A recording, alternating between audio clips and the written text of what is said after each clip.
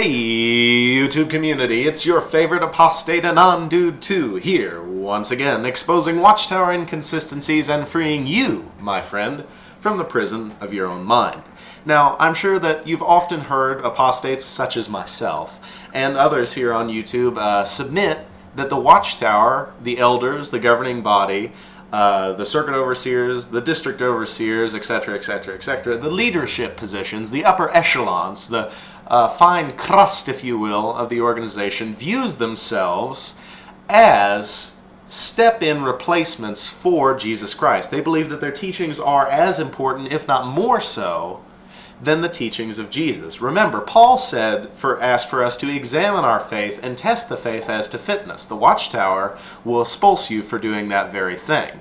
Now, that's basis enough, but if you don't believe what I have to say or what others have to say, how about the elders or the governing body just tell you what they themselves think of themselves?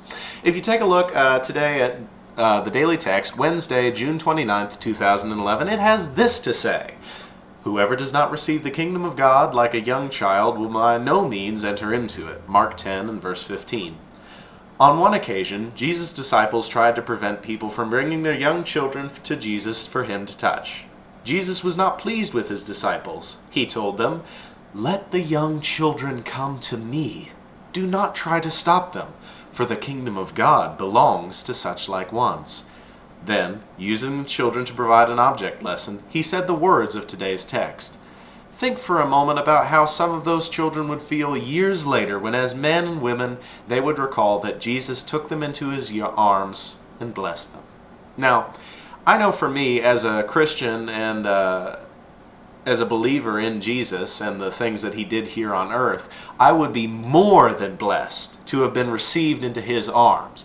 It would be an experience that I would be sharing to my children, to my grandchildren, to my great-grandchildren, and an experience that would be as moving like that would likely be related to those children, and so on and so on and so on and so on, because you're being taken in by the person that through your faith provides you salvation. That's a truly moving experience. What does this have to do with the elders, you might ask? Well, if the text left off on that note, life would be good. But it didn't leave off on that note. No. What the text went on to say is, today's children too will look back with fondness on the elders and others who show them wholesome, unselfish interest. More importantly, from an early age, children who receive such genuine concern in the congregation learn that Jehovah's Spirit is on his people.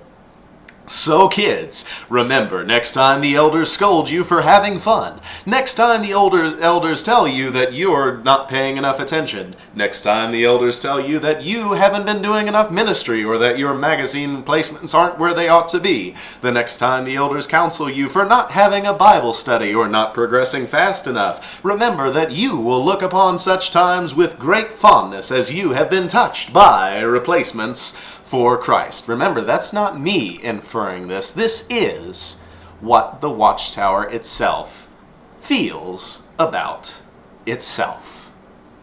So what do you have to say to that, Jehovah's Witnesses?